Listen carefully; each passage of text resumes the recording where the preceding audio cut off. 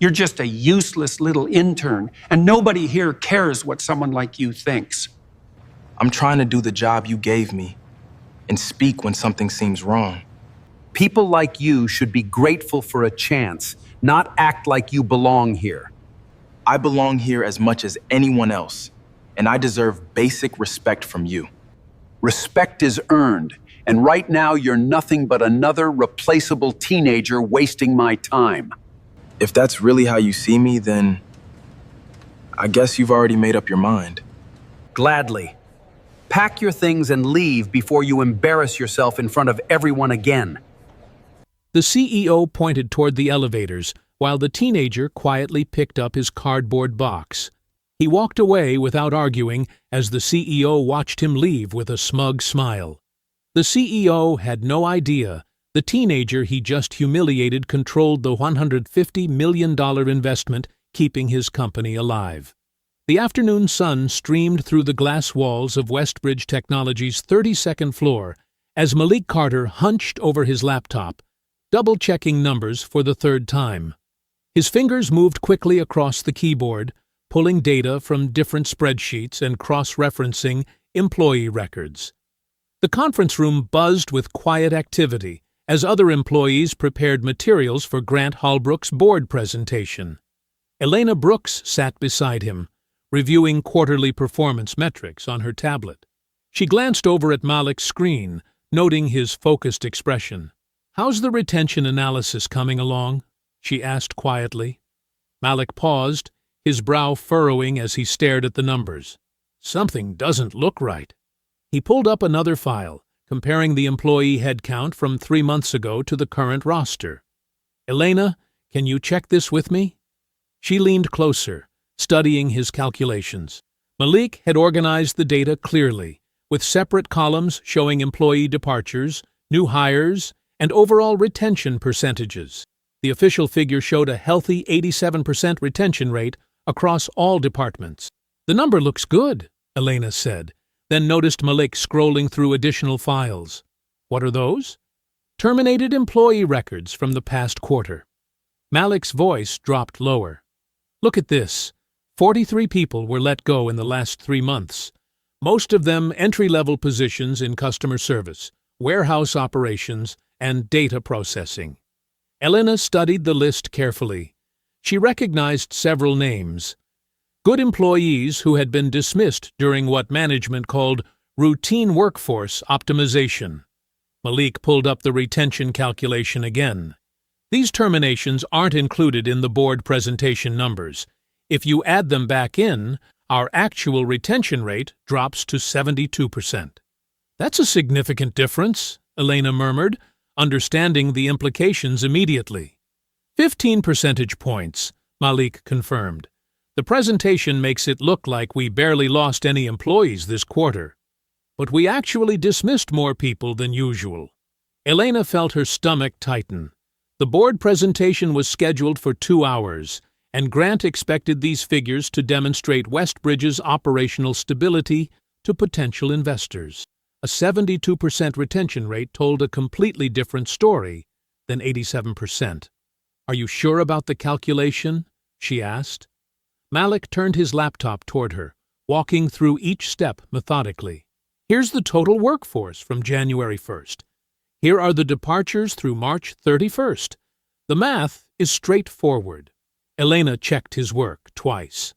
Malik was absolutely right. The excluded terminations were legitimate employee departures that should have been counted in any honest retention analysis. "Grant's going to present this to the board in 2 hours, she said quietly. "If these numbers are wrong—" "They're not wrong," Malik interrupted. "They're incomplete. There's a difference." Elena looked around the conference room. Tyler Keene sat at the far end of the table reviewing financial projections on his laptop. Grant's assistant was arranging presentation materials near the projector. Everyone was busy preparing for what Grant had called the most important board meeting of the year. "You need to tell someone," Elena said. Malik saved his corrected calculations to a separate file. "I'm telling you, you're my supervisor." But Grant approved these figures personally. He signed off on the retention analysis yesterday. Then he signed off on incomplete information. Malik's voice remained calm, but Elena could see the tension in his shoulders.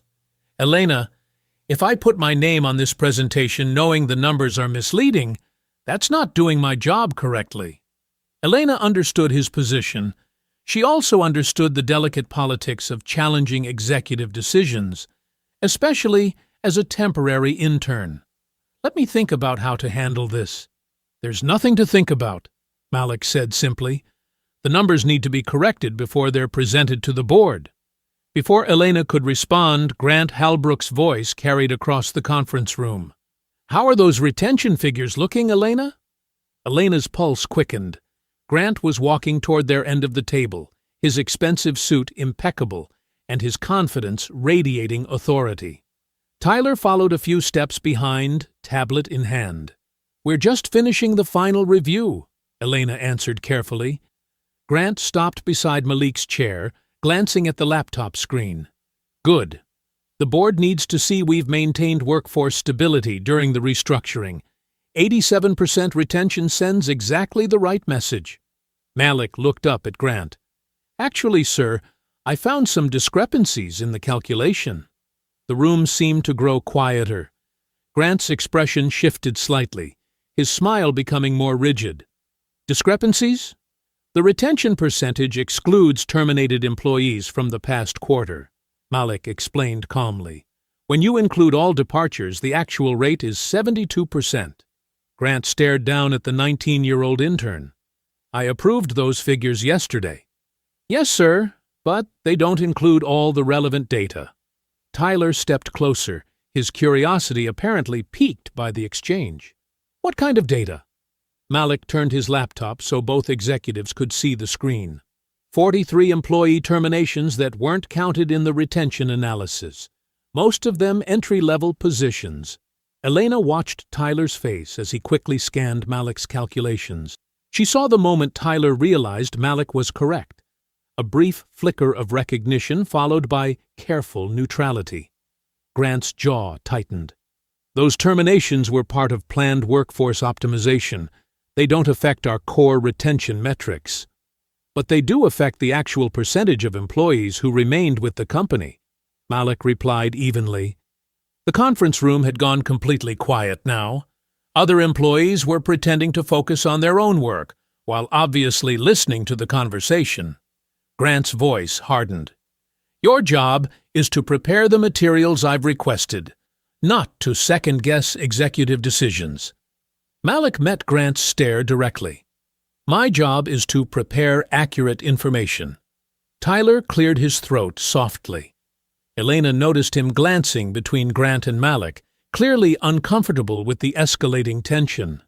The presentation is in 2 hours, Grant said. I need the retention analysis exactly as approved.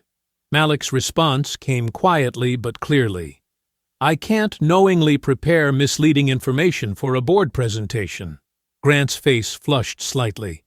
The CEO who commanded boardrooms and intimidated competitors was being challenged by a summer intern barely old enough to vote.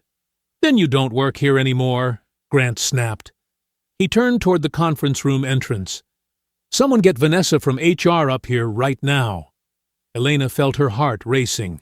She looked at Malik, who remained seated calmly, his hands still resting on his laptop keyboard.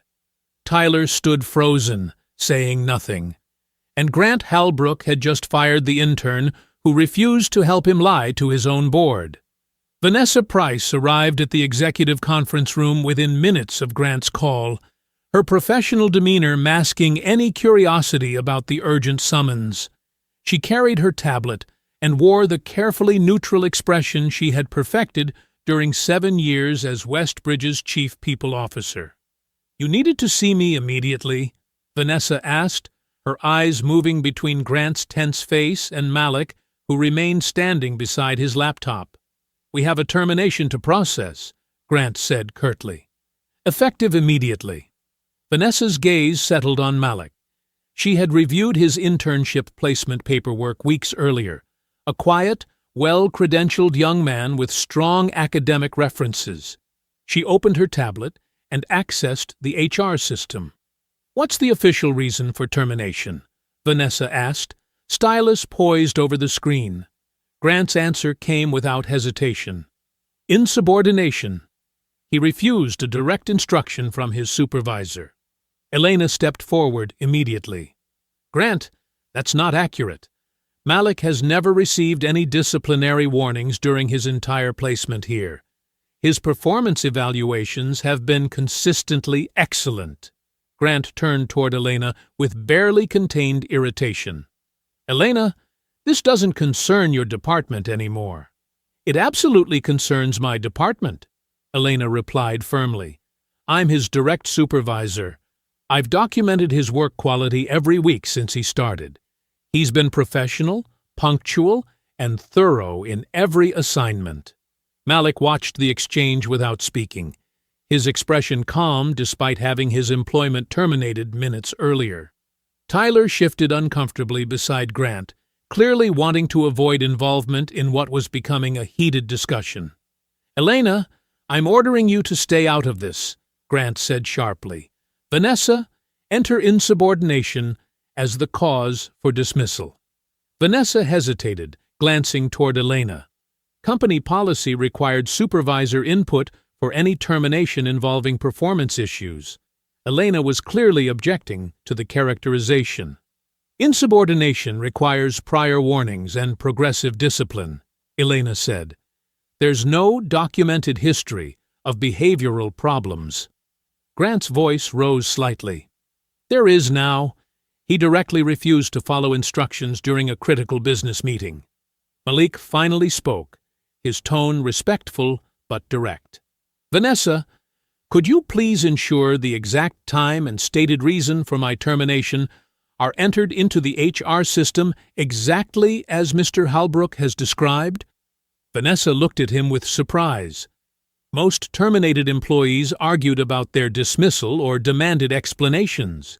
Malik seemed focused on accuracy rather than protest. "You want me to document this precisely?" Vanessa asked. "Yes, exactly as stated. Insubordination for refusing a direct instruction. Please include the timestamp."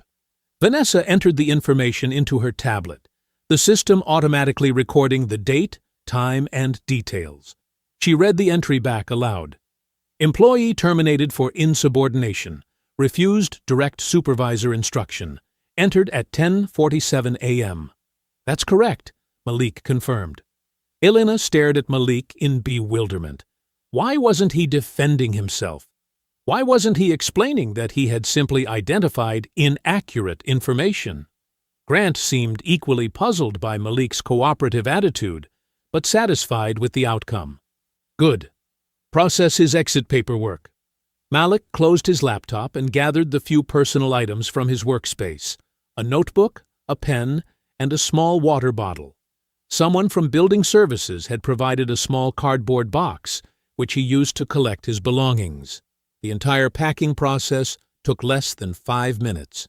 Malik had maintained a deliberately minimal presence during his internship, bringing only essential items to work each day.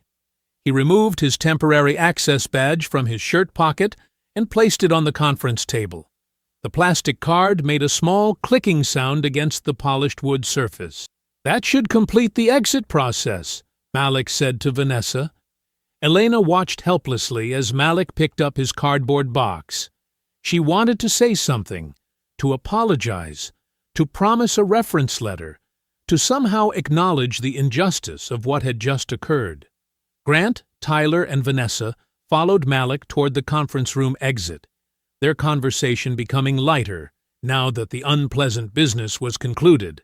Tyler made a quiet comment that Elena couldn't hear completely, but she caught the word expected.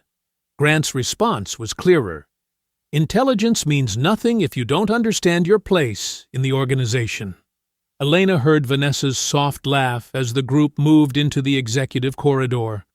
Malik walked ahead of them, carrying his small cardboard box with the same calm dignity he had maintained throughout the entire confrontation. The executive corridor stretched ahead of Malik like a polished marble runway. His footsteps echoed softly against the high ceiling as he carried the small cardboard box toward the bank of elevators at the far end. Behind him, Grant's voice carried clearly through the spacious hallway. "You see, that's the problem with hiring these smart college kids," Grant said, his tone conversational, but loud enough to ensure Malik could hear every word. "They think having a good GPA means they can walk into a real company and start making decisions." Tyler's laugh was sharp and knowing. "How long did he last? 3 weeks?" "Longer than I expected, honestly," Grant replied. "Most of them figure out the hierarchy faster than that." Malik continued walking at the same measured pace, his expression unchanged. The cardboard box felt light in his hands, containing so few personal items that it barely weighed anything at all. "The really dangerous ones are the ones who think they're smarter than everyone else," Grant continued, his voice gaining confidence as his audience of Tyler and Vanessa encouraged him. "They come in here thinking their fancy analysis skills matter more than understanding how businesses actually work." Vanessa's voice joined the conversation. "Future employers are going to see that insubordination record. HR departments talk to each other, especially in this industry. Word gets around about employees who cause problems." "Good," Grant said firmly. "Maybe it'll teach him something about respect that college apparently didn't." Tyler chuckled again. "Think he'll try to file a complaint with the labor board or something?" "Let him try," Grant answered dismissively. "We followed every procedure. Vanessa documented everything properly. He refused a direct instruction from his supervisor during a critical business meeting. Case closed." Malik reached the halfway point of the corridor, passing beneath one of the large windows that overlooked the city below. Afternoon sunlight streamed through the glass, casting geometric shadows across the marble floor. "The sad part is, he actually did have some analytical ability," Grant admitted with mock sympathy. "If he'd kept his mouth shut and done what he was told, he might have learned something useful here." "Some people just can't handle working for successful people," Vanessa added. "They get intimidated by real leadership and start acting out." Grant's voice became more pointed. "Intelligence means absolutely nothing if you don't understand your place inside a company. Doesn't matter how smart you think you are. There's a chain of command, and everyone has to respect it." Malik stopped walking. He stood perfectly still for several seconds, about 20 feet from the elevator bank. The executives behind him continued their conversation, apparently not noticing he had halted his progress toward the exit. Without turning around, Malik reached into his jacket pocket and withdrew his phone.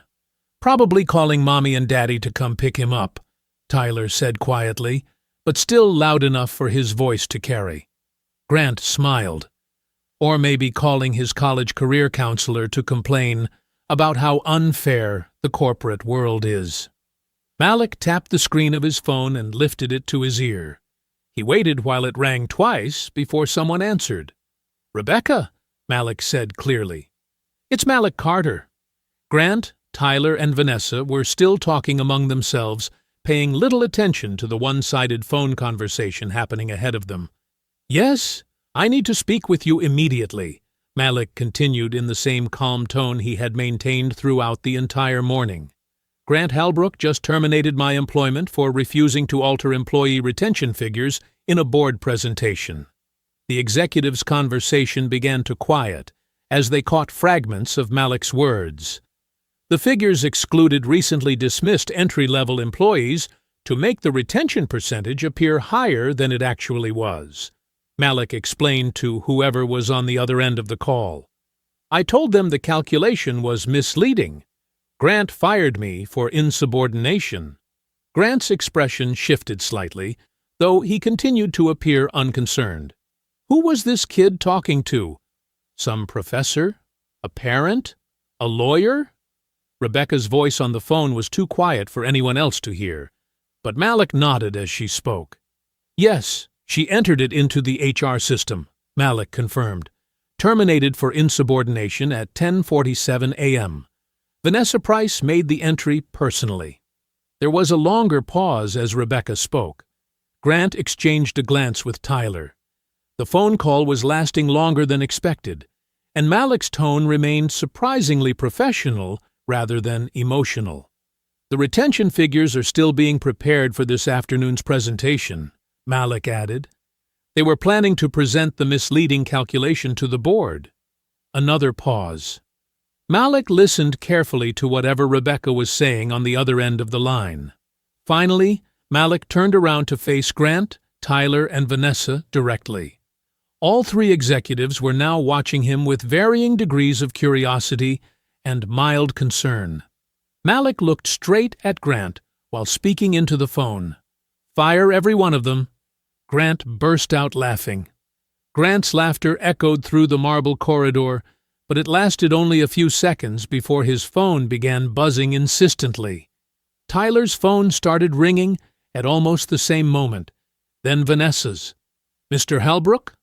Grant's assistant's voice came through his earpiece, sounding unusually tense. "Rebecca Sloan needs to see you in the boardroom immediately. She said to bring Mr. Keene and Ms. Price with you." Grant frowned. Rebecca Sloan was Westbridge's independent board chair, but she rarely called emergency meetings during regular business hours. "What's this about?" "She didn't say, sir, but she was very specific that no one should leave the building until after the meeting."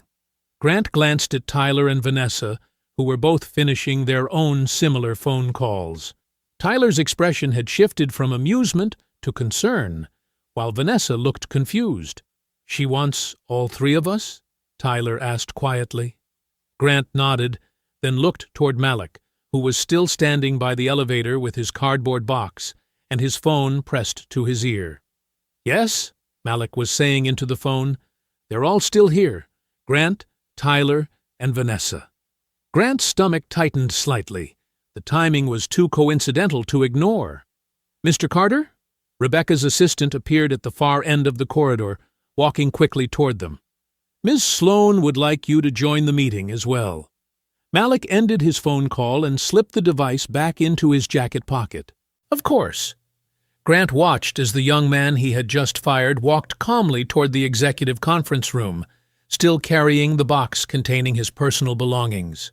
Something about Malik's demeanor had changed subtly, not defiant or angry, but somehow more focused. The boardroom was Westbridge's most impressive space, with floor-to-ceiling windows overlooking the city and a polished mahogany table that could seat 20 people. Rebecca Sloan stood at the head of the table, her silver hair perfectly arranged and her expression unreadable.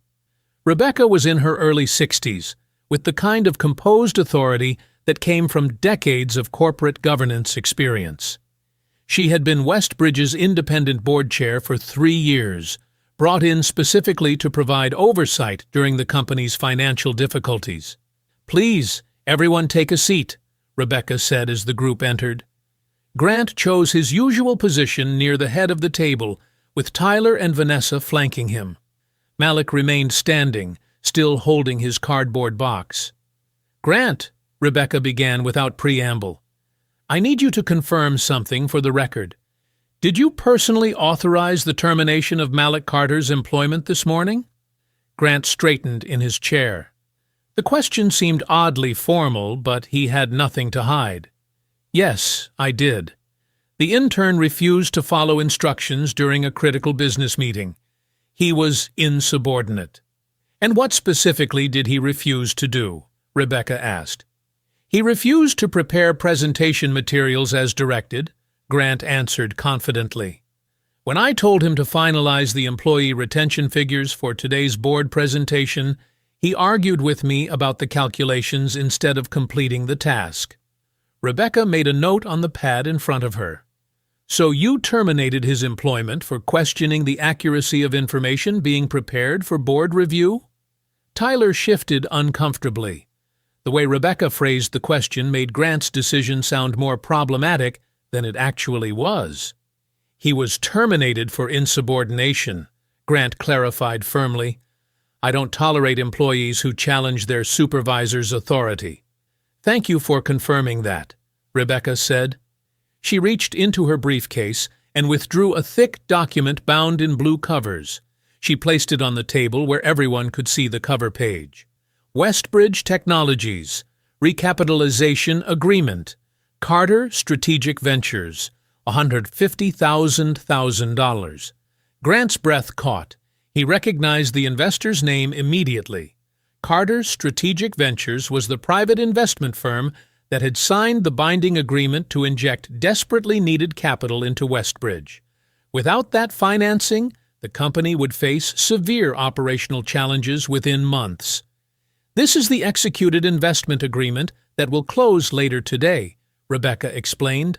Carter Strategic Ventures has committed to invest $150 million into Westbridge Technologies. Tyler leaned forward to examine the document more closely. His face had gone pale. "I'm familiar with this transaction," Grant said carefully, "but I'm not sure why we're discussing it in relation to a personnel matter." Rebecca looked directly at Malik, who was still standing beside his chair. "Would you like to explain your connection to Carter Strategic Ventures, Mr. Carter?" Malik set his cardboard box on the floor beside one of the leather chairs, then looked across the table at Grant. "Carter Strategic Ventures is my company," Malik said simply. "I'm the sole controlling owner." The room fell completely silent. Grant stared at the 19-year-old he had just fired. "That's impossible." "The investment agreement includes provisions allowing the beneficial owner to conduct operational due diligence before closing," Rebecca continued. "Mr. Carter requested permission to work temporarily inside Westbridge as an ordinary intern. The independent board approved his placement 3 weeks ago." Tyler's hands were trembling slightly as he flipped through pages of the agreement. "The voting structure. Once the investment closes, Carter Strategic Ventures will hold 51% voting control of Westbridge Technologies," Rebecca confirmed. "The existing dual-class founder shares will convert to ordinary voting shares." Vanessa looked like she might be sick. She was staring at the HR termination record on her phone screen, the one she had proudly entered into the system less than an hour earlier. Grant's mind raced as he tried to process what he was hearing. The intern he had dismissed for insubordination was actually the investor whose money was keeping Westbridge alive. The teenager he had humiliated in front of other executives was about to become the company's controlling shareholder. Malik pulled out the leather chair and sat down directly across from Grant. His cardboard box remained on the floor beside him. "Now we can discuss why you fired me." Grant's face cycled through confusion, disbelief, and finally a deep shade of red as the reality of Malik's identity settled in. The CEO, who had confidently dismissed a teenager for insubordination, was now staring at the person whose investment could make or break his company. "This is some kind of joke," Grant said, his voice strained. "You're telling me this kid owns a $150 million investment firm?" "Carter Strategic Ventures has provided all required documentation and financial verification," Rebecca replied calmly. "The investment agreement was executed following proper due diligence and board approval." Malik leaned back in his chair, his expression unchanged. "The joke was thinking you could fire me for refusing to help you mislead investors with false retention numbers." Tyler frantically flipped through more pages of the agreement, searching for something that might explain this impossible situation. "How old are you?" 19, Malik answered. "That's absurd," Grant snapped. "No 19-year-old controls that kind of money." "I built and sold a logistics software company when I was 18, Malik said matter-of-factly. "Used part of the proceeds to form Carter Strategic. Your company applied for investment. We agreed to terms." Vanessa was staring at her phone screen where Malik's termination record still displayed. She had entered insubordination as the reason for firing Westbridge's incoming majority shareholder. Grant pushed his chair back from the table. "Even if this is true, it doesn't change what happened today. You refused to follow instructions during a business meeting. I refused to alter accurate data to make your employee retention numbers look better than they actually are, Malik corrected. Those same numbers were being prepared for presentation to Carter Strategic Ventures. The implications hit Tyler immediately. You're saying Grant fired you for refusing to help present misleading information to your own investment company? That's exactly what I'm saying. Rebecca made another note on her pad. Mr. Carter, what are you proposing we do about this situation? Malik looked directly at Grant, then at Tyler, then at Vanessa. I'm not putting $150 million under executives who retaliate against employees for reporting accurate information. Fire all three of them. Grant shot to his feet. Now wait just a minute. You had your chance to wait, Malik interrupted, his voice still calm but carrying an edge. You chose to fire me instead of checking whether I was right about the numbers. Rebecca raised her hand for silence. Mr. Carter, I understand your concerns, but corporate governance cannot become personal revenge. If you're alleging misconduct by senior executives, we need to follow proper procedures. What kind of procedures? Malik asked. A formal investigation, documentation review, witness interviews. The board cannot terminate executives for cause without establishing clear grounds that would survive legal scrutiny. Tyler saw his opening. Actually, I think we need to examine whether Mr. Carter violated the investment agreement by concealing his identity from management. How? Rebecca asked. The agreement includes good faith provisions. Malik deliberately infiltrated this company under false pretenses. He obtained confidential operational information while pretending to be an ordinary intern. Grant's confidence began returning. That's right.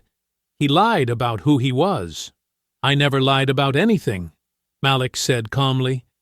I applied for the internship under my real name using my actual qualifications.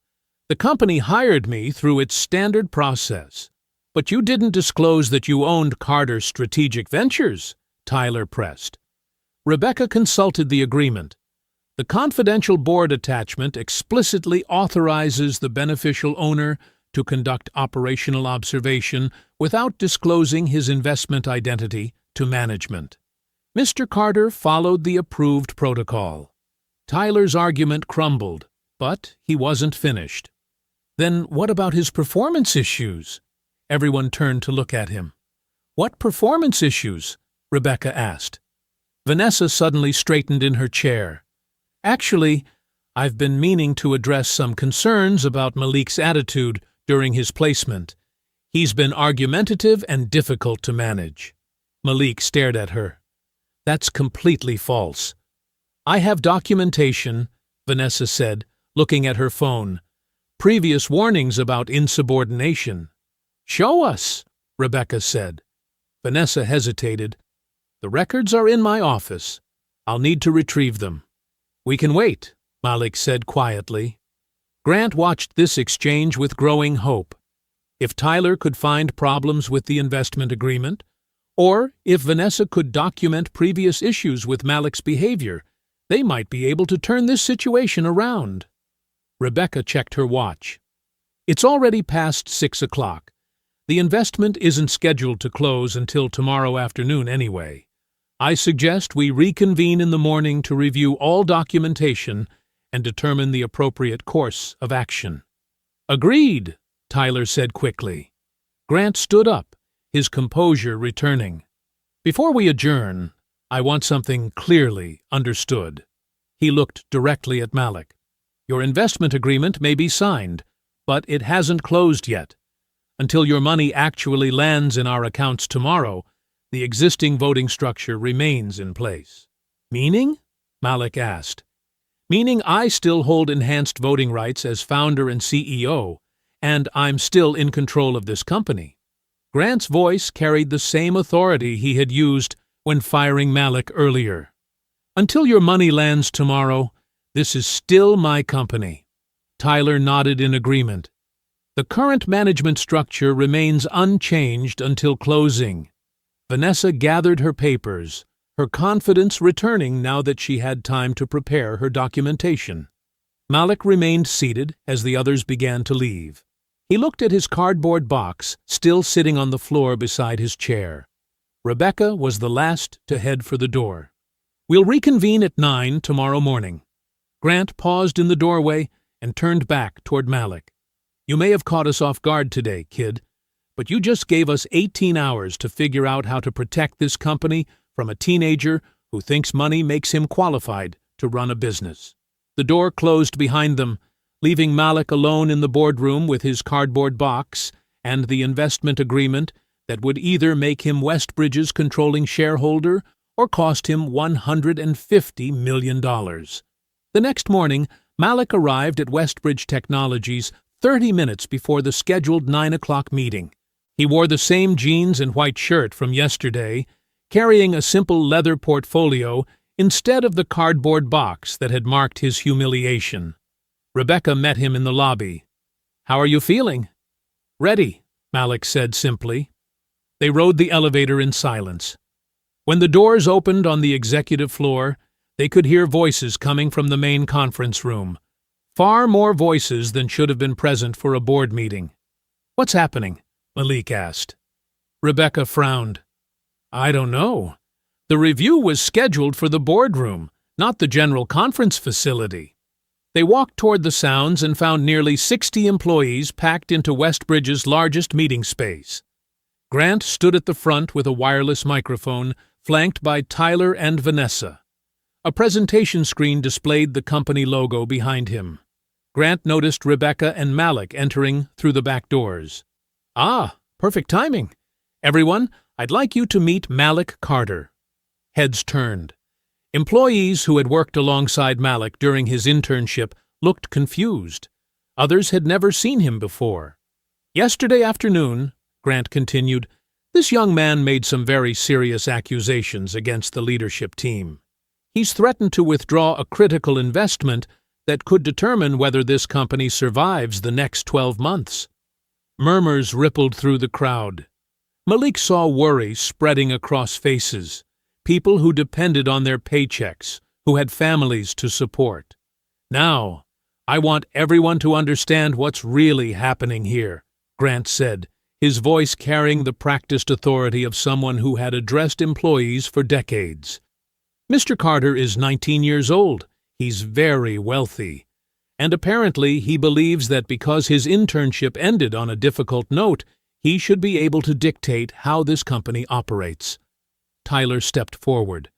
"The investment we've been counting on, the $150 million that would recapitalize our operations and secure everyone's jobs, is now in jeopardy because of personal grievances." Vanessa added, "We're talking about nearly 800 jobs, 800 families who could lose their livelihoods because a teenager didn't like being held accountable for his performance." Malik watched employees' expressions shift from confusion to fear to anger. Grant was systematically turning the entire workforce against him by framing the conflict as a spoiled rich kid threatening their security. "The question you should all be asking," Grant continued, "is whether this company should be held hostage by someone who thinks money gives him the right to destroy what we've built together." An operations manager Malik recognized raised her hand. "Are we really going to lose the financing?"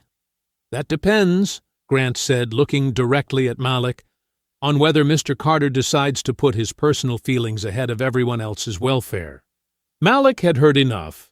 He stepped forward. "May I respond to that?" Grant smiled coldly. "I think we've heard enough from you already." "Actually," Rebecca's voice cut through the tension, "as independent board chair, I believe Mr. Carter has the right to address the employees directly." "This isn't a board meeting," Grant said. "This is an employee briefing that I'm conducting as CEO. About an investment matter that falls under board oversight," Rebecca replied firmly. "Give him the microphone." Grant's jaw tightened. He understood that refusing would make him appear afraid of what Malik might say. "Fine, but keep it brief." He handed over the wireless microphone with obvious reluctance. Malik took it and looked out at the assembled employees. Some faces were hostile. Others appeared curious. Many just looked scared. First, Malik said, his voice calm and clear, Carter Strategic Ventures' investment commitment remains unchanged. The $150 million is still available. Relief flickered across several faces. Second, my dispute isn't with any of you. It's with leadership practices that I witnessed during my time here. When employees report accurate information that contradicts what executives want to hear, they shouldn't face retaliation. He paused, making eye contact with Elena, who was standing near the middle of the group. The financing isn't threatened because employees spoke up. It's here because employees deserve leadership that supports them, rather than punishing them for doing their jobs correctly. Grant's smile had disappeared entirely. Malik continued, Carter Strategic will honor our signed agreement as long as Westbridge honors its commitments to operate with proper governance and employee protection. Your jobs are safe. The investment is secure. He handed the microphone back to Grant. The only question is whether leadership will accept accountability for its actions. Rebecca stepped forward before Grant could respond. Given the serious nature of the allegations under review, I'm implementing interim protective measures effective immediately. Grant's eyes narrowed. What kind of measures? Until the investigation concludes, no employee may be terminated, demoted, or disciplined without written approval from the independent board. Any personnel actions must be submitted with documented justification 48 hours in advance. The conference room fell silent. Everyone understood what had just happened. Grant's authority to hire and fire at will had been suspended. Tyler spoke carefully. Rebecca, that's an extraordinary restriction on normal management operations. It's a necessary protection given the circumstances, she replied. The restriction applies to all senior executives until further notice. Grant stared at her, his face flushed with anger and humiliation. For the first time in Westbridge's history, his personnel authority had been publicly limited in front of the entire workforce. Malik said nothing, but employees noticed the shift in dynamics. The teenager who had been fired yesterday was still standing in the room, while the CEO who had fired him was now operating under restrictions. Meeting adjourned, Grant said curtly. Everyone back to work. As employees filed out, Malik could hear whispered conversations. The narrative Grant had tried to establish, wealthy teenager threatening their jobs, had been complicated by Malik's direct response and Rebecca's immediate action. Grant approached Rebecca as the room emptied. This is still my company? Until the review concludes, Rebecca said evenly. It's a company operating under enhanced oversight. Grant looked at Malik one more time before leaving the conference room. His confident demeanor from yesterday had cracked, but his eyes carried a new determination. The first visible consequence had been imposed. Grant's absolute authority was no longer absolute. But Malik knew this was just the beginning of Grant's counterattack. Vanessa hurried back to her office, her heels clicking against the polished floor with urgent precision. The employee meeting had been a disaster. Grant's attempt to turn the workforce against Malik had backfired spectacularly, and now they were operating under board restrictions that made her stomach clench with anxiety. She needed to find something, anything. Vanessa unlocked her computer and pulled up Malik's personnel file. Her fingers moved quickly across the keyboard as she scrolled through his records. Employment application, background check results, direct supervisor evaluations. Everything looked clean, too clean.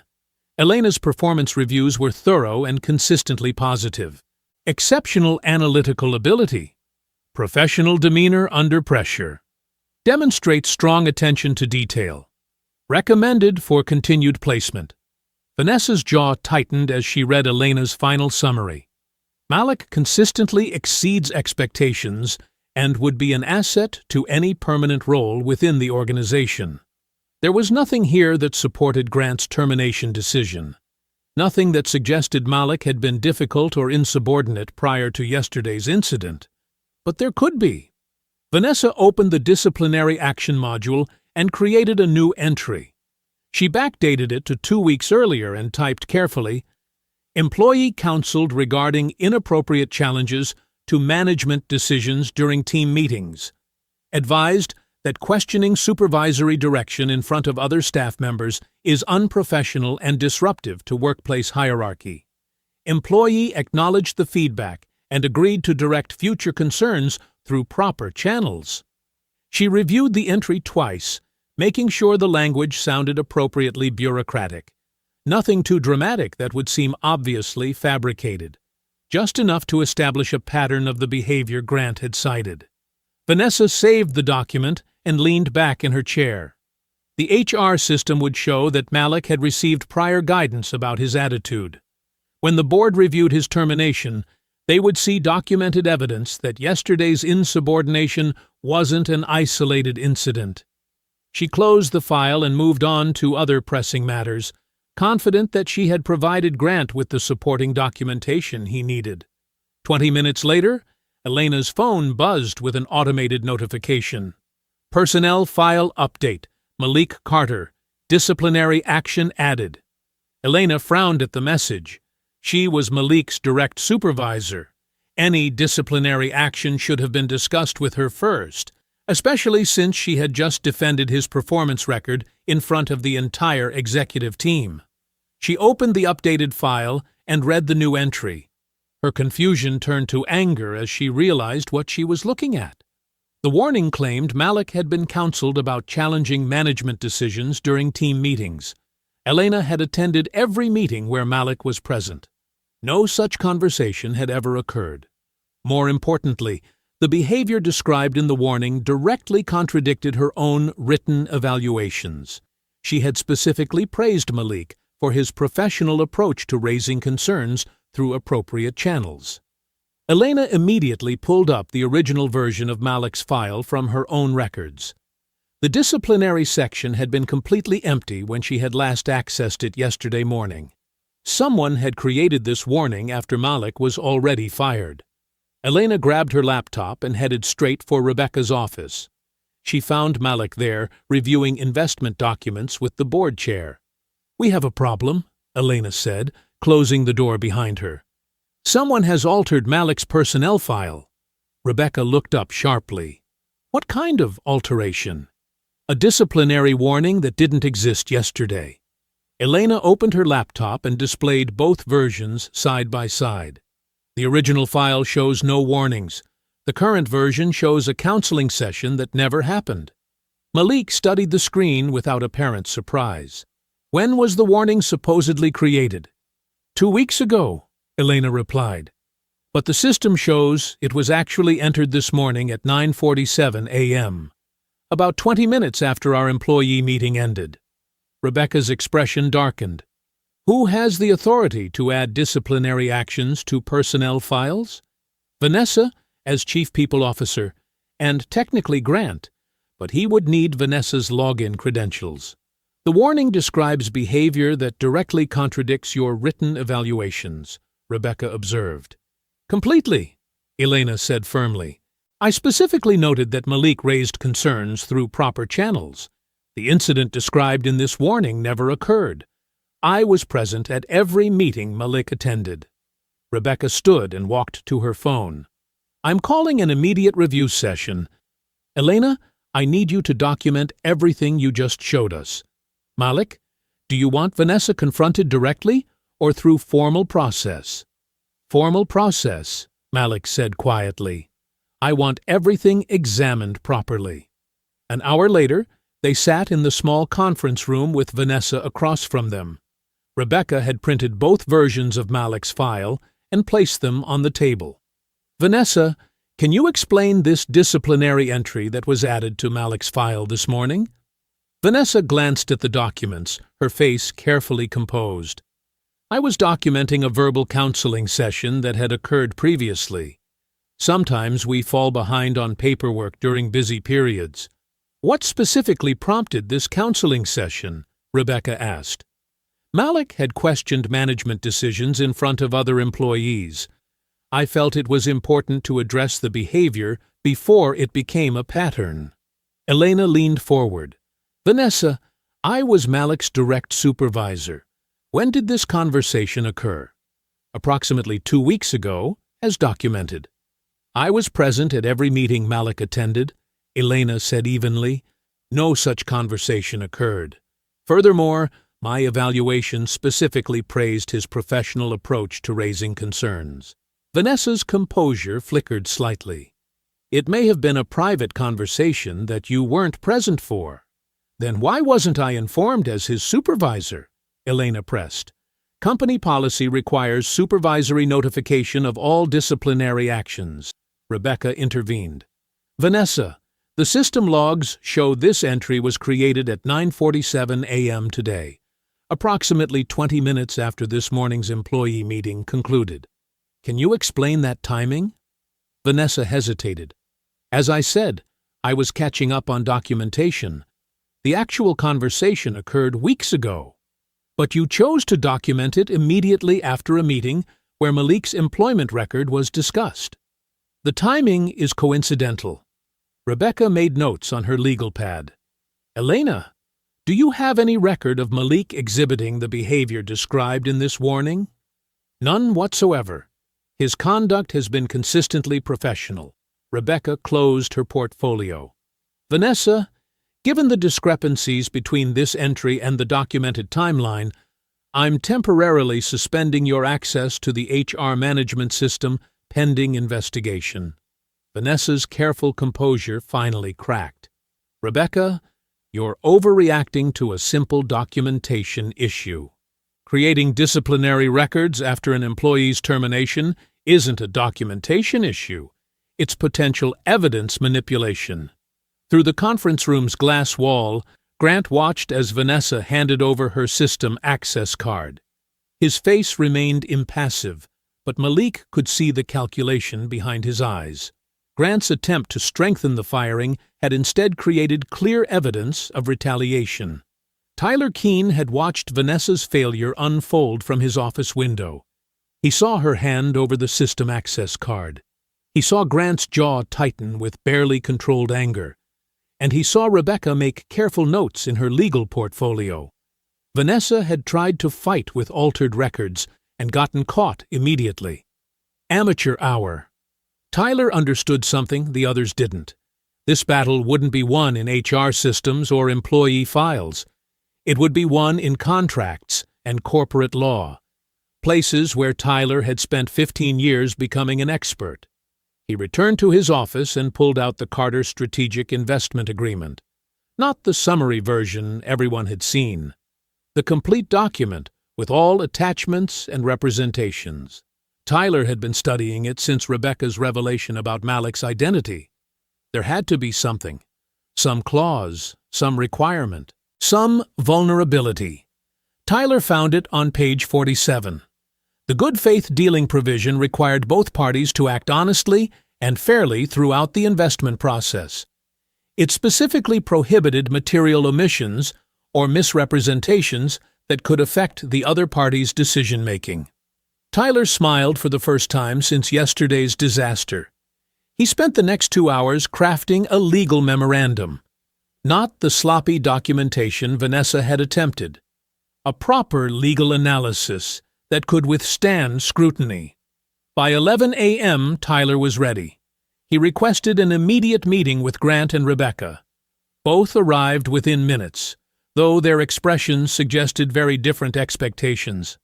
I've identified a contractual issue that could invalidate Carter Strategic's investment, Tyler announced, placing copies of his memorandum on the table. Grant leaned forward immediately. What kind of issue? Malik concealed his identity throughout the entire internship process. He observed confidential operations, attended management meetings, and accessed internal information while hiding the fact that he controlled our incoming investment partner. Rebecca frowned. Tyler, the board was informed. The board may have been informed, Tyler interrupted smoothly. But management wasn't, and the investment agreement requires good faith dealing between the parties. Material omissions violate that standard. Grant's confidence began returning. You're saying the kid lied to us? I'm saying he concealed information that would have materially affected how management interacted with him. That concealment arguably violates the good faith provisions of our agreement. Tyler opened his memorandum to the key section. If we can demonstrate bad faith, we can challenge the investment before it closes. Without that $150 million, Malik has no leverage. How strong is the argument? Grant asked. Strong enough to delay closing while we litigate. And delay benefits us. Every day Malik doesn't control the company is another day for us to strengthen our position. Rebecca had been reading Tyler's analysis in silence. Her expression remained neutral, but Tyler detected something that worried him. She didn't look surprised. Tyler, this is an interesting theory, Rebecca said carefully, but there's something you haven't seen. She reached into her briefcase and produced a document Tyler had never encountered. Confidential Board Resolution 2024-08, executed 3 weeks ago. Grant looked confused. What resolution? Rebecca placed the document on the table where both men could read it. Tyler's confidence began dissolving as he scanned the first paragraph. The resolution explicitly authorized the beneficial owner of Carter Strategic Ventures to conduct temporary operational observation within Westbridge Technologies without requiring disclosure of investment identity to operational management. The board approved his placement before he ever walked through our doors, Rebecca continued. Malik Carter applied for internship under his real name. He passed our standard background checks. He never claimed to be anyone else. Tyler's memorandum suddenly felt worthless in his hands. Furthermore, Rebecca added, the resolution specifically states that this operational observation period would allow the investor to evaluate company culture and management practices before finalizing the capital commitment. Grant stared at the authorization. You're telling me the board knew who he was the entire time? The independent board knew. Management didn't need to know because the investment agreement was already binding. Tyler tried one final argument. But surely management had a right to know we were being observed. By whom? Rebecca interrupted. Malik Carter submitted legitimate credentials and performed legitimate work. The fact that he also happened to control our investment partner doesn't change his internship status. Tyler realized his contractual attack had failed completely. Worse than failed. It had revealed that he didn't understand the full scope of what the board had approved. Malik had been sitting quietly throughout the entire exchange. Now he spoke for the first time. Tyler, you said my presence affected how management interacted with me. How exactly should management treat interns differently if they have money? The question hung in the air like a challenge. Tyler had no good answer, because any honest response would acknowledge that management treated wealthy people differently than employees. And that acknowledgement would prove Malik's point about abuse of power. Grant's hands clenched into fists on the conference table. First Vanessa's amateur hour documentation fraud. Now, Tyler's sophisticated legal theory had collapsed just as quickly. But as Tyler gathered his worthless memorandum, Grant's expression shifted from frustration to something more dangerous. He couldn't challenge Malik's money. He couldn't invalidate Malik's internship. But he could destroy the credibility of everyone who supported the teenager. Grant's office felt smaller when he was angry. The mahogany desk that usually projected authority now seemed like a barrier between him and the problem he couldn't solve through normal channels. Elena knocked on the doorframe at exactly 11:30. You wanted to see me? Close the door. Have a seat. Elena settled into the leather chair across from Grant's desk. She had worked for Westbridge for 8 years and had never been called to a private meeting with the CEO. The formality made her nervous. Grant opened a manila folder and removed a single sheet of paper. He placed it on the desk between them, turning it so Elena could read clearly. Your evaluation of Malik Carter. Elena recognized her own handwriting immediately. The form contained her standard assessment language, but the comments were unusually positive for a summer intern. Exceptional analytical ability. professional demeanor under pressure, proactive problem-solving approach, recommended for continued placement. I remember this, Elena said carefully. Malik was one of the strongest interns I've supervised. That's what we need to discuss. Grant leaned back in his executive chair, adopting the tone he used when explaining complex situations to junior employees. Elena, the board is conducting a formal review of recent events. Your evaluation carries significant weight because you worked with Malik directly before anyone knew his background. Elena nodded. She understood the evaluation would be examined, and she stood behind every word. The problem, Grant continued, is that your assessment doesn't align with what actually happened in that boardroom. Malik challenged my presentation in front of executives. He refused direct orders. He demonstrated exactly the kind of insubordination that creates workplace problems. Mr. Halbrook, Malik was reporting accurate information. Grant raised his hand to stop her. I'm not asking you to invent anything dramatic, but your evaluation needs to reflect the complete picture. Someone who argues with leadership, someone who has difficulty accepting authority, someone whose attitude creates friction. Elena stared at the evaluation form. Grant wasn't asking her to lie outright. He was asking her to reinterpret Malik's behavior through a different lens. You want me to change what I wrote? I want you to be more complete in your assessment. Analytical could become argumentative. Professional under pressure might be resistant to feedback. These are just different ways of describing the same behaviors. Elena's stomach tightened. She had written those comments after observing Malik for 3 weeks. He hadn't been argumentative. He had been thoughtful. He hadn't resisted feedback. He had asked intelligent questions. I can't do that. Grant's expression hardened. You can't do what, exactly? I can't change an accurate evaluation to make it say something that isn't true. Elena, let me be very clear about something. I am still the CEO of this company.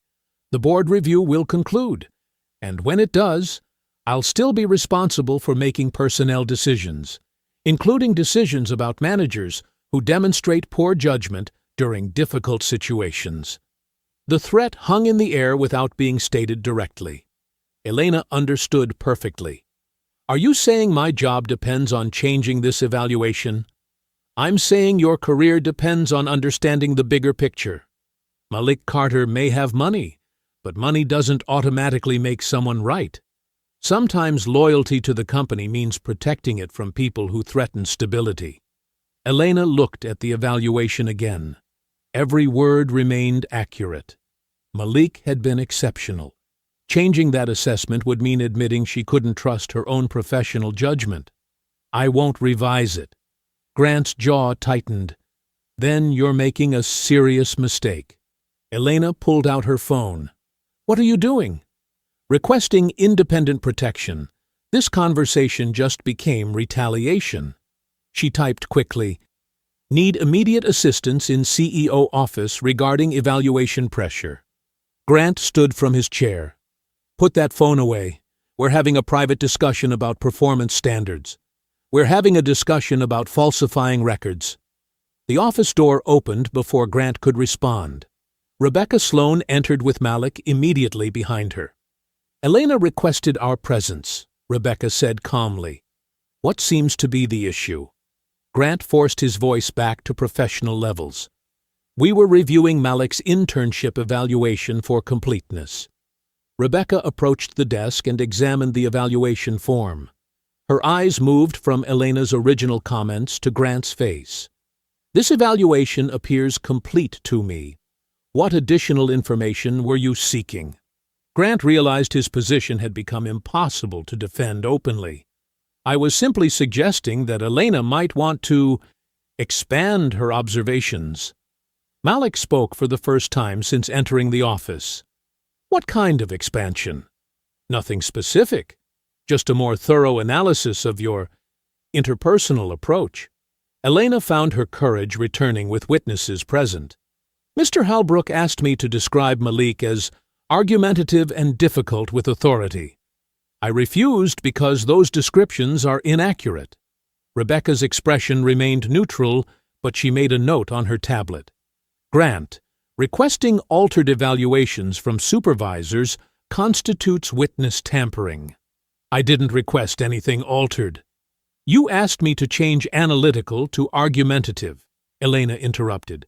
Those were your exact words. Grant's face flushed red. Another attempt at controlling the narrative had collapsed in real time.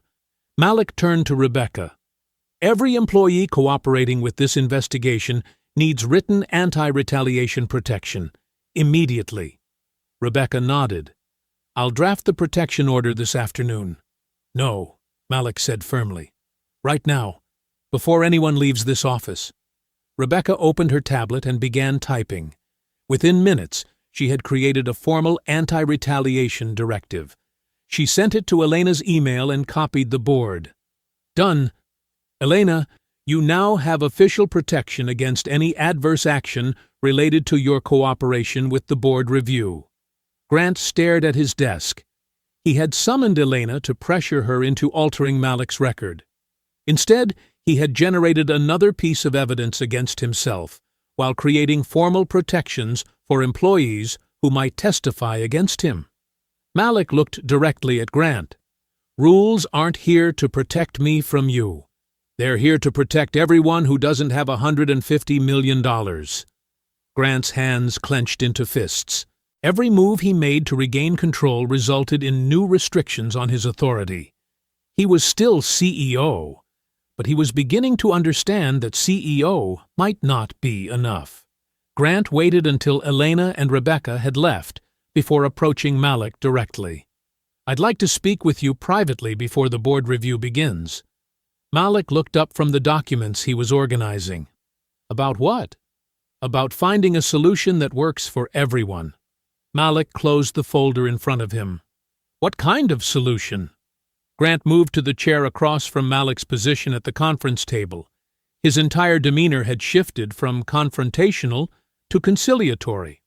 Look, I think we got off on the wrong foot yesterday. The termination was hasty. I was under pressure from multiple directions, and I reacted poorly to what I perceived as insubordination. Malik remained silent. Here's what I'm prepared to do, Grant continued. I'll publicly announce that the entire incident was a misunderstanding. Your termination gets erased from all company records. Vanessa will remove every reference to disciplinary action from your file. Grant leaned forward slightly. More than that. I want to offer you a formal position as strategic advisor, paid position, direct access to executive meetings, real influence over company direction. In exchange for what? In exchange for understanding that Westbridge needs continuity right now. Your investment is crucial, but so is experienced leadership. I'm asking you to stop demanding my removal and allow me to remain CEO after your transaction closes. Malik studied Grant's face carefully. The older man's expression showed none of his earlier arrogance. This was Grant attempting charm instead of intimidation. You think this is about me being embarrassed? I think you're a smart young man who got treated unfairly and wants to make sure it doesn't happen again. That's reasonable. But destroying careers over a single incident isn't proportional. Malik shook his head slowly. You still don't understand what happened. Then explain it to me. You didn't fire me because you were under pressure. You fired me because I wouldn't help you mislead investors. When I refused to alter accurate information, you decided I was disposable. Grant's conciliatory tone wavered slightly. The workforce figures were a minor presentation issue. The workforce figures were sent to Carter Strategic as part of your investment certification. You fired your incoming majority shareholder for refusing to help you provide false information to his own investment company. Grant fell silent for several seconds. When he spoke again, his voice carried less warmth. Fine, maybe my judgment was flawed in that specific instance. But removing me entirely is an overreaction. I've built this company from nothing. I know every aspect of the business, every key relationship, every operational challenge. And I know what you do when employees try to protect the company from bad decisions. Grant's facade of reasonableness began cracking. Malik, let me be direct about something. Several directors are deeply uncomfortable with the idea of giving controlling influence to a 19-year-old investor, regardless of how much money you have. Malik's expression didn't change. Age matters in business, Grant continued. Experience matters. Relationships matter. Board members who've worked in this industry for decades are nervous about putting effective control in the hands of someone who could be their grandson. Are you saying they won't vote for my position?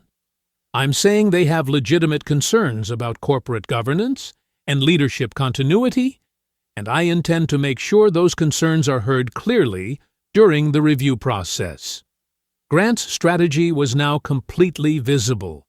He planned to use Malik's youth as evidence of poor judgment, while positioning himself as the stable, experienced alternative. You think they'll choose you over me because I'm 19? I think they'll choose proven leadership over potential leadership. I think they'll choose someone who understands that running a company requires more than financial resources. Malik stood from his chair. Then they'll have all the evidence they need to make that choice. What evidence? Yours, mine, Elena's evaluations, Vanessa's altered records, Tyler's contradictory statements, Rebecca's investigation findings, everything that actually happened. Grant stood as well, his conciliatory approach completely abandoned. Evidence can be interpreted different ways, Malik. The same facts that make you look principled could make you look naive. The same decisions that make me appear heavy-handed could make me appear decisive. We'll find out. Yes, we will. Grant moved toward the door, then stopped. Let me leave you with something to consider. People will forgive an arrogant CEO before they trust a teenager with their company. Arrogance they understand. Youth with power makes them nervous. Malik gathered his documents. Then we'll see which matters more to them. Grant opened the door to the boardroom where Rebecca was already arranging materials for the formal review. Other directors were beginning to arrive for what everyone knew would determine the future leadership of Westbridge Technologies. Both men walked toward the conference table where Malik's $150 million investment and Grant's 30-year career would finally be measured against each other. The boardroom felt different this afternoon. The polished conference table that had witnessed countless routine meetings now served as the stage for a formal corporate review. Rebecca sat at the head of the table with a stack of documents arranged precisely in front of her. Malik took the seat to her right, while Grant, Tyler, and Vanessa occupied chairs across from him. Elena sat slightly apart from the executives, her own folder containing Malik's performance records. Rebecca called the session to order. This review will examine the circumstances surrounding the termination of Malik Carter from his internship position. All statements made here are being recorded and will become part of the official corporate record. Vanessa straightened her shoulders and spoke first. If I may address the fundamental issue, Chairwoman Sloan, the Chief Executive Officer possesses clear authority under company policy to dismiss any employee, including interns, for performance or conduct reasons. Mr. Carter's termination falls well within established management discretion. Several directors nodded slightly. The argument sounded reasonable and procedurally correct. Malik looked directly at Vanessa. I agree completely. The room fell silent. Everyone had expected Malik to challenge Grant's authority to fire him. Instead, he had just confirmed it. Rebecca leaned forward. Mr. Carter, are you conceding that your termination was within policy? I'm confirming that CEOs can fire interns. What I want to understand is why this CEO fired this intern. Grant's confident expression wavered slightly. He had prepared to defend his managerial authority, not his specific reasoning. Malik turned toward Elena. Ms. Brooks, would you please share my performance evaluations with the board? Elena opened her folder and distributed copies of Malik's internship records. The documents showed consistent ratings of exceeds expectations across every category. The written comments praised his analytical abilities, professional demeanor, and reliability. These evaluations cover my entire time at Westbridge, Malik explained. No disciplinary warnings, no performance concerns, no complaints about attitude or cooperation. Tyler shifted uncomfortably in his seat. Performance reviews don't capture every workplace interaction. Ms. Price, Malik interrupted, looking at Vanessa. When you processed my termination, what reason did you enter into the HR system? Vanessa glanced at Grant before answering. Insubordination. Rebecca produced a printed timestamp report. According to company records, that entry was made at 11:47 a.m. on the day in question. Ms. Brooks, when did the meeting occur where Mr. Carter allegedly displayed insubordination? Elena checked her notes. The workforce presentation meeting began at 11:15 a.m. Malik was escorted from the building by 11:45 a.m. So the insubordination entry was created after Mr. Carter had already been fired and removed from the premises? Vanessa's face flushed. The entry reflected conduct that occurred during the meeting. What specific conduct? Malik asked quietly. Grant finally spoke. You questioned my presentation materials in front of other employees. You refused to make corrections when directed. You challenged my authority as CEO. Malik nodded. I did question presentation materials. Specifically, the workforce retention figures you wanted included in the board presentation. He pulled out a printed spreadsheet and placed it on the table. This is the document I was asked to revise. The highlighted cells show employee terminations that were excluded from retention calculations. Including those terminations reduces the reported retention rate from 87% to 71%. Elena examined the spreadsheet. These numbers are accurate. Malik identified a calculation error that would have significantly overstated our retention performance. Tyler attempted to minimize the discrepancy. Retention methodology can vary depending on which employee categories you include. This appears to be a minor disagreement about technical definitions. Malik looked directly at Tyler. Were these same retention figures included in the quarterly certification materials sent to Carter Strategic Ventures before the investment agreement was signed? The question landed like a physical blow. Tyler's face went pale as he realized where Malik was leading the inquiry. Rebecca leaned forward. Mr. Keene, please answer the question. Tyler hesitated for several seconds. Yes, those figures were included in investor materials. The atmosphere in the room shifted completely. What had appeared to be an internal workplace disagreement suddenly became something far more serious.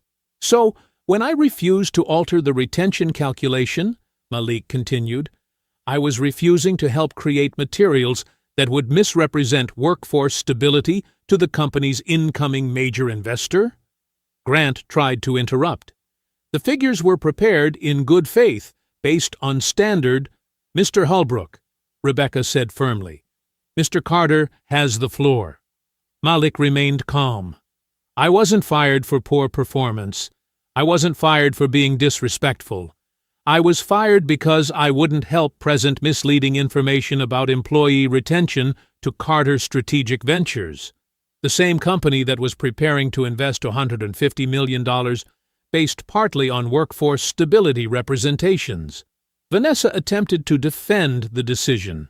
Employee terminations can be categorized different ways depending on circumstances. Ms. Brooks, Malik said, turning to Elena, in your professional opinion, would excluding those terminated employees from retention calculations provide an accurate picture of workforce stability? Elena looked uncomfortable but answered clearly. No, it would not. Those exclusions would materially overstate our actual retention performance.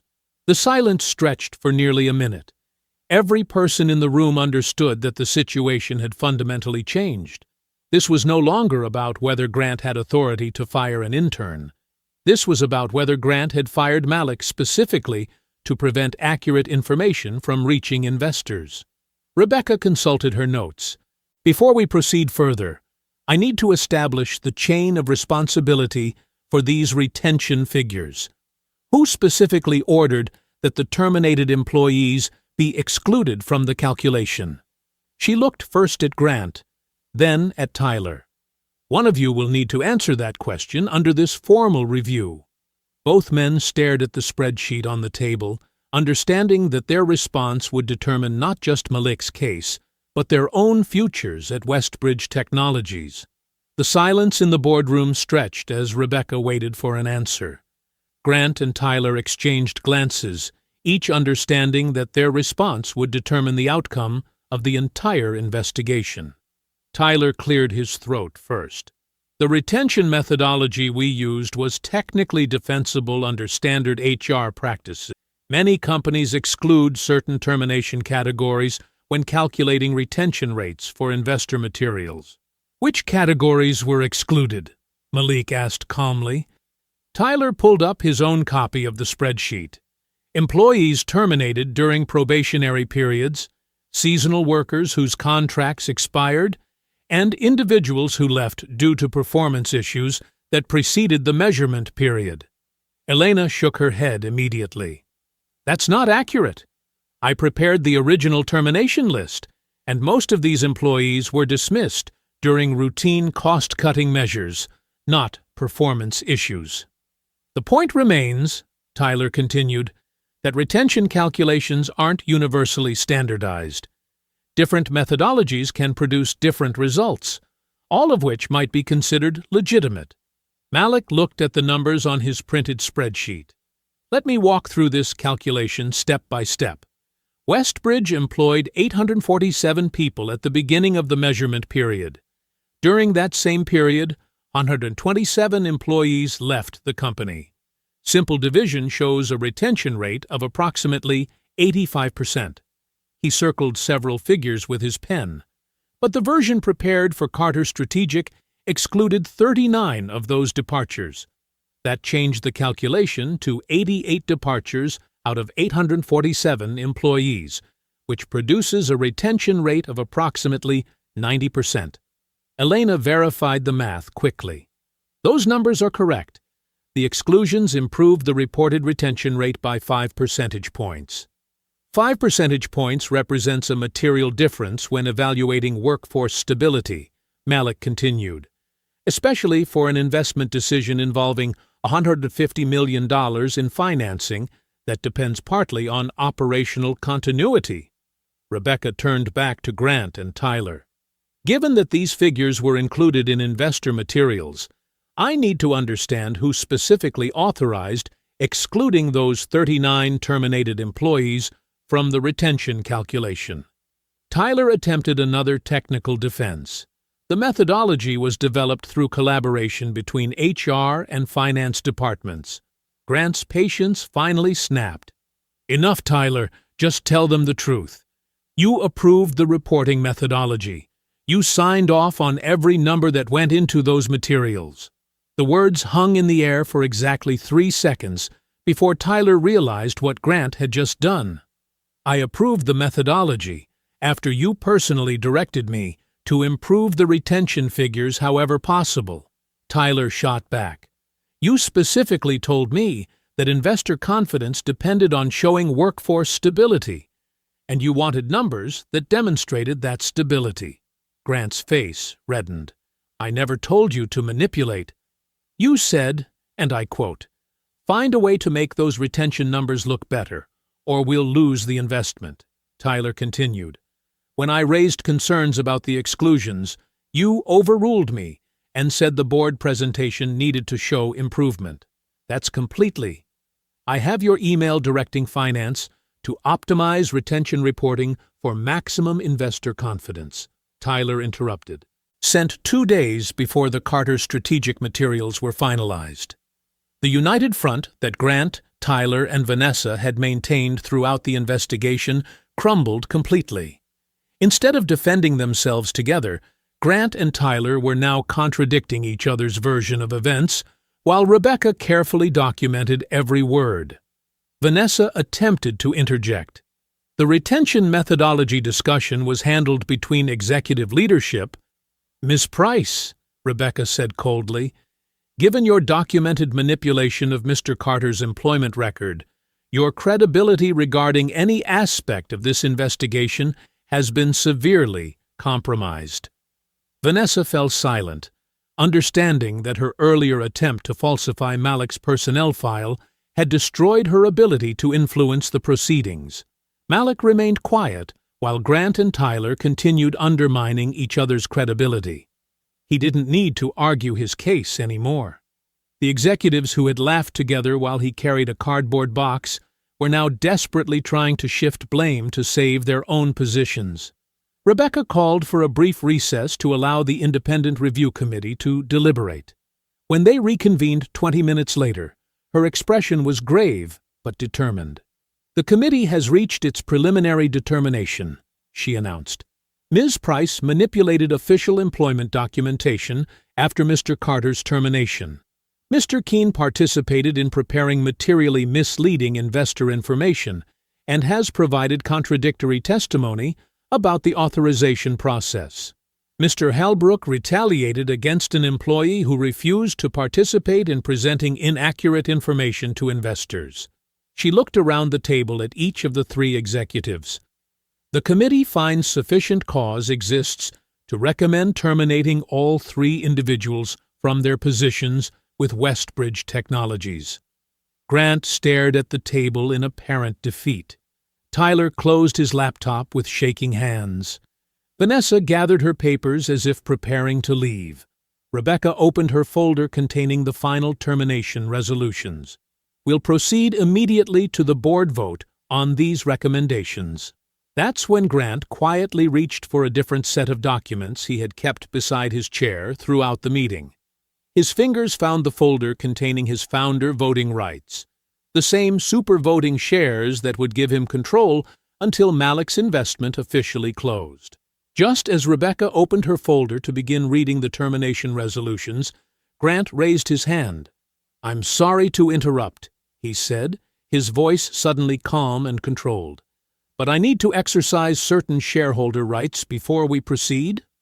Rebecca paused, her pen hovering over the documents. "What rights are you referring to, Mr. Halbrook?" Grant reached for the folder he had kept beside his chair throughout the entire investigation. He withdrew a set of documents that had been prepared hours earlier. "As you know, until the Carter strategic investment officially closes, I retain enhanced voting control through my founder shares." He placed the papers on the conference table. "I'm exercising those voting rights to remove 2 independent directors from this board, effective immediately. Dr. Patricia Wells and yourself, Ms. Sloan." The words hit the room like a physical blow. Tyler's eyes widened as he realized what Grant was attempting. Vanessa looked up from her papers with sudden hope. Malik remained perfectly still, but his jaw tightened almost imperceptibly. Rebecca examined the documents quickly. "You're presenting written shareholder consent to remove sitting board members?" "That's correct," Grant replied. "The consent is properly executed and carries sufficient voting power under the current share structure." He leaned back in his chair. "Since you've been removed from the board, Ms. Sloan, you no longer have authority to conduct this termination proceeding." Elena spoke from her seat near the wall. "Can he actually do that?" Rebecca's voice was tight but professional. "Unfortunately, yes. Under Delaware corporate law and Westbridge's current Articles of Incorporation, holders of supervoting shares can remove independent directors through written consent. This authority exists until the recapitalization becomes effective." She gathered the termination resolutions and placed them back in her folder. "Without a properly constituted board, we cannot proceed with the termination votes." Grant's confidence returned completely. He looked directly at Malik for the first time since the investigation began. "It appears we're back where we started, Mr. Carter, Except now you understand exactly what you're dealing with. Tyler quickly grasped the implications. The board composition has changed. Any actions taken by the previous board structure would need to be reconsidered under the new membership. Including the findings against us, Vanessa added quietly. Grant stood and walked to the windows overlooking the office floor. Now, we can have an honest conversation about your options, Malik. And you do have options. He turned back toward the table. Option 1, you can walk away from this investment, cancel the transaction, take your $150 million, and find another company to rescue. Westbridge will struggle without that financing, but we'll survive somehow. Malik finally spoke. And option 2? You wire the money tomorrow as scheduled, Grant replied. Your investment closes, but you're placing $150 million into a company where the current CEO has just demonstrated he will use every available tool to protect his position. You'll become the majority shareholder of a business actively led by someone who considers you an enemy. Grant moved closer to the table. Think about what that means, Malik. You'll own 51% of Westbridge, but I'll still run the daily operations. I'll still make the hiring decisions. I'll still control the strategic direction. And I'll remember exactly how this investigation started. Rebecca remained seated, but spoke clearly. Mr. Hellbrook, you're essentially threatening retaliation against the company's incoming majority shareholder. I'm explaining reality, Grant corrected. Corporate ownership and corporate leadership are different things. Malik can buy control, but he can't buy competence. He can't buy relationships. He can't buy 30 years of industry knowledge and operational experience. He looked around the room at Tyler and Vanessa, both of whom were carefully avoiding eye contact with Malik. The executives who built this company will still be here tomorrow. The employees who've worked under my leadership for years will still be here. The institutional knowledge that makes Westbridge valuable will still be here. Grant returned to his seat. What won't be here is trust. What won't be here is cooperation. What won't be here is the working relationship that successful companies require between ownership and management. Malik pulled out his copy of the Carter Strategic Investment Agreement, the same document Rebecca had placed on the table when his identity was first revealed. He flipped through the pages slowly, reviewing terms he had already memorized. The closing provision remained exactly as written. Upon effectiveness of Carter Strategic's $150 million investment, Westbridge's dual-class voting structure would automatically terminate. Grant's supervoting founder shares would convert to ordinary common stock. Carter Strategic would hold 51% of the total voting power. But that transformation would only occur after the money was wired, after the investment became irrevocable. After Malik had committed $150 million to a company whose CEO was promising to make his ownership as difficult as possible. Grant watched Malik read through the agreement. Here's what I think will happen, Malik. You'll protect your investment. You'll cancel the transaction rather than risk that much money on people you barely know. You met these employees as an intern for what? 2 weeks? You think that gives you enough insight to bet $150 million on their loyalty? He gestured toward the office floor beyond the glass walls. Those people have mortgages. They have families. They have career concerns. When forced to choose between a 19-year-old investor and the executives who sign their paychecks, what do you think they'll decide? Grant's voice became quieter but more intense. You can buy ownership, Malik, but you cannot buy belonging, and you definitely cannot buy respect. He placed both hands on the conference table and leaned forward. So, what's it going to be? Walk away and keep your money safe? Or wire $150 million and find out what it's really like to own a company where everyone knows you tried to destroy their leadership? Malik closed the investment agreement and placed it back on the table. He looked up at Grant, who was still leaning forward with his hands pressed against the mahogany surface. You're right about one thing, Malik said quietly. Corporate ownership and corporate leadership are different. Grant's expression shifted slightly. He had expected anger or negotiation. This calm response unsettled him. "But you're wrong about something else," Malik continued. "You think I'm here to rescue Westbridge because of the executives. I'm here because of everyone you consider replaceable." He stood up and walked toward the glass wall overlooking the office floor. Below, employees were working at their desks, unaware that their company's future was being decided above them. Tyler spoke up. "Malik, be realistic. Grant controls this board now. Even if you close the investment, you'll be fighting uphill battles for months, maybe years." "Will I?" Malik asked without turning around. He pulled out his phone and scrolled through his contacts until he found Rebecca's number. Even though she was sitting right there, he called her directly. Rebecca's phone buzzed. She looked at the screen, then at Malik with confusion. "What are you doing?" "Answer it," Malik said. Rebecca pressed the green button. "Hello?" "Rebecca, this is Malik Carter, controlling shareholder of Carter Strategic Ventures. I need you to prepare the closing documents for our Westbridge investment." Grant laughed. "Are you seriously calling someone who's sitting right here? And she's been removed from the board, remember? She doesn't have authority to process anything." Malik ignored him. "Rebecca, under the signed recapitalization agreement, Carter Strategic's investment remains scheduled to close at 5 p.m. today. Has anything changed regarding that deadline?"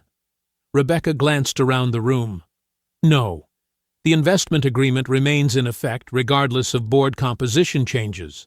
"Good. Please prepare the wire transfer authorization. Carter Strategic Ventures is ready to fund the full $150 million investment." The room went silent. Grant's smile faded.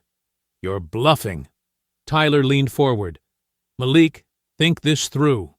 You're about to wire more money than most people will see in their lifetimes to a company where the leadership actively opposes you. I'm wiring money to a company where the employees deserve better leadership," Malik replied. He was still speaking into the phone, but his words were meant for everyone in the room. Vanessa finally spoke. "This is insane. You're going to bet everything on people you barely know?" Malik turned away from the window and looked directly at her. "I've learned more about these people in 2 weeks than you've learned in years. The difference is, I actually listened when they talked." He returned his attention to the phone. "Rebecca, please confirm receipt of the wire transfer authorization. I'm sending it now." Grant stood up quickly. "He's not serious. Nobody commits that kind of money out of spite." "This isn't spite," Malik said.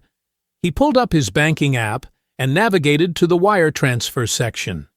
"This is investment." His fingers moved across the screen. "Recipient: Westbridge Technologies recapitalization account. Amount: $150,000. Purpose: Series A, preferred investment per signed agreement, dated." Tyler was now standing too. "Malik, stop. Let's discuss this rationally. We can work out an arrangement that protects everyone's interests." "We had that discussion," Malik replied. "You decided to remove the people willing to hold you accountable." He completed the transfer authorization and submitted it. Grant's face had gone pale. "You actually did it?" "I actually did it," Malik confirmed. The room fell into tense silence. Everyone understood what would happen next, but nobody quite believed it was really happening. Malik's phone buzzed with a confirmation message from his bank. "Wire transfer of $150,000 to Westbridge Technologies has been processed and will be available within minutes." He showed the screen to Rebecca. "The funds are clearing now." Rebecca looked at her own phone as notifications began arriving from Westbridge's bank. Her expression became very serious. "I'm receiving confirmation that the investment funds have been received in full." Grant sank back into his chair. "This is a mistake. You're making a $150 million mistake." "Maybe," Malik said, "but it's my mistake to make." Rebecca was now reading through documents on her tablet. According to the recapitalization agreement, Carter Strategic's investment officially closes upon receipt of the full funding amount. The dual-class voting structure terminates immediately upon closing. She looked up at Grant. Your founder shares have just converted to ordinary common stock. The transformation was instantaneous and automatic. No additional votes were required. No board approval was needed. The moment Malik's $150 million cleared Westbridge's account, Grant's enhanced voting power simply ceased to exist. Tyler was frantically reading through his copy of the investment documents. There has to be a waiting period, some kind of regulatory approval process. There isn't, Rebecca said flatly. The recapitalization was pre-approved by all necessary parties. Carter Strategic Ventures now holds 51% voting control of Westbridge Technologies. Malik looked directly at Rebecca. His voice carried quiet authority that hadn't been there moments before. We're closed. Rebecca nodded and began typing on her tablet. I'm reinstating the lawful board composition under the new voting structure. Your emergency removals no longer have effect, Mr. Halbrook. Grant stared at the 19-year-old who had just outmaneuvered him with the simplest possible strategy, doing exactly what he had promised to do from the beginning. The money was sent. The investment was closed, and Grant's final advantage had disappeared the moment Malik decided that some things were worth $150 million. Rebecca wasted no time. Within minutes of the investment closing, she had issued formal notices reinstating the proper board composition under Carter Strategic's majority voting control. The emergency board meeting will reconvene immediately, she announced. All lawfully appointed directors are hereby restored to their positions. Grant remained seated, but his posture had changed completely. The confident CEO who had controlled every conversation was gone. In his place sat a man watching his authority dissolve in real time. Tyler was still reading through the investment documents, searching for some provision that might delay what everyone knew was coming. There should be a transition period, some kind of procedural safeguard. The recapitalization agreement was negotiated and approved months ago, Rebecca replied. Mr. Halbrook signed the final documents himself. Every provision regarding the voting structure change was clearly specified. Vanessa had gone quiet. She understood better than anyone what the investigation had uncovered about her conduct. The falsified employment record sat in her personnel file like evidence at a trial she had already lost. Rebecca opened her tablet and began reading from prepared resolutions. The board will now consider termination for cause based on findings from the completed investigation. Each case will be presented based on documented evidence already gathered. She looked at Vanessa first. Vanessa Price, Chief People Officer. The investigation established that you altered Mr. Carter's employment record after his termination, adding a disciplinary warning that did not exist during his actual employment period. The HR system's version history provides irrefutable proof of when these changes were made. Vanessa's face flushed red. I was documenting previous conversations. Elena Brooks testified under oath that no such conversations occurred, Rebecca continued. Additionally, the system timestamps show you accessed the file 17 minutes after Mr. Carter was escorted from the building. Your actions constitute falsification of personnel records for the purpose of justifying an unlawful termination. Rebecca typed something on her tablet. The board finds sufficient cause for immediate termination.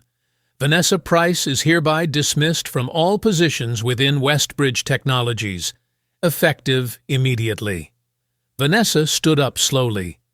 This is insane. I was protecting the company. You were protecting Grant? Malik said quietly. The company deserved accurate records. Rebecca moved to Tyler. Tyler Keene, Chief Financial Officer. The investigation established that you knowingly supported the presentation of misleading workforce retention figures to the board and to Carter Strategic Ventures. When questioned about authorization for these figures, you initially blamed Mr. Halbrook, then attempted to claim joint responsibility. Tyler's face remained calm, but his hands were clenched. Those figures were technically accurate based on the parameters we established. Parameters that excluded recently terminated employees in a way that materially misrepresented the company's retention rate, Rebecca replied.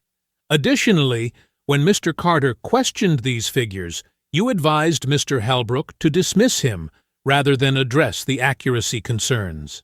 She looked directly at Tyler. Your conduct violated your fiduciary duty to provide accurate financial information to the board and to prospective investors. The board finds sufficient cause for immediate termination. Tyler Keene is hereby dismissed from all positions within Westbridge Technologies, effective immediately. Tyler nodded slowly. He understood the game was over. I'll need time to transition my responsibilities. Security will escort you out, Rebecca said. Your access to company systems has been revoked. Finally, she turned to Grant. The room fell completely silent. Grant Halbrook, Chief Executive Officer and Founder. The investigation established multiple serious violations of corporate governance and employment law. First, you terminated Mr. Carter in direct retaliation for his refusal to alter accurate financial information. Second, you attempted to pressure Elena Brooks to falsify her performance evaluation of Mr. Carter. Third, you used your voting control to obstruct the board's investigation by removing independent directors. Grant was staring at the table, but he looked up when Rebecca continued. Most seriously, your actions created a pattern of retaliation against employees who refused to participate in misleading the board and investors. This conduct is incompatible with executive leadership and violates your fiduciary duties as CEO. Rebecca's voice remained steady and formal. The board finds sufficient cause for immediate termination. Grant Halbrook is hereby dismissed as Chief Executive Officer and removed from all management positions within Westbridge Technologies, effective immediately. Grant finally spoke. You have no idea what you're doing, Malik. Buying a company is completely different from running one. These people don't respect you. They're afraid of your money, but they don't respect you. Malik looked at him calmly. You're right. Running a company is different from buying one. That's why I'm keeping the employees who actually know how to do the work. Grant's jaw tightened. You think Elena Brooks can run finance? You think the people in operations understand strategic planning? You're about to learn why experience matters. I'm about to learn what happens when employees aren't afraid to tell the truth, Malik replied. The same people you called replaceable are the ones who kept this company running while you focused on protecting your authority. Rebecca was already typing termination letters. Security has been notified. Please collect your personal belongings and exit the building within 30 minutes. Grant stood up slowly. For the first time since Malik had known him, the CEO looked genuinely defeated. This isn't over. You can fire me, but you can't run this company like a college project. Reality is going to hit you hard. Malik remained seated. Then I'll handle reality when it comes. But I'll handle it with people who don't think lying to investors is acceptable business practice. Grant walked toward the door, then stopped and looked back. You really think you won something here? I think the employees won something here, Malik said. I just made it possible. Grant left without another word. Tyler followed him out, his face expressionless. Vanessa was the last to leave, muttering something about lawyers under her breath. Rebecca closed her tablet. I'll handle the transition procedures. The executive team will need immediate replacements. Malik nodded. Elena can provide recommendations for interim leadership. She knows who's actually been keeping this place running. Through the glass walls, they could see employees watching as security escorted the 3 former executives through the corridor. Each carried a small cardboard box containing their personal items. The same corridor where Grant had mocked Malik 24 hours earlier. Elena appeared at the conference room door. She was holding something in her hand. "I believe this belongs to you," she said, extending Malik's intern badge toward him. Malik took the badge and clipped it onto his jacket, the same denim jacket he had worn when Grant fired him. "I still have 3 weeks left on my internship, right?" he asked. Elena smiled for the first time since the crisis began. "Be here at 8. Malik looked toward the boardroom where Rebecca was organizing transition documents. Then he looked through the glass walls at the employees who were slowly returning to their desks. Grant's voice echoed in his memory. "These people don't respect you." Maybe that was true. Maybe respect had to be earned through more than just firing the executives who had abused their power. But at least now, the employees could speak up without fear of retaliation. And that was worth $150 million. Malik walked toward the boardroom to begin the real work. Behind him, through the elevator doors that were closing, Grant Halbrook disappeared from view, carrying the same kind of cardboard box he had once mocked. The intern badge felt different on Malik's jacket now. Not because his title had changed, but because the company around that badge had finally become what it was supposed to be.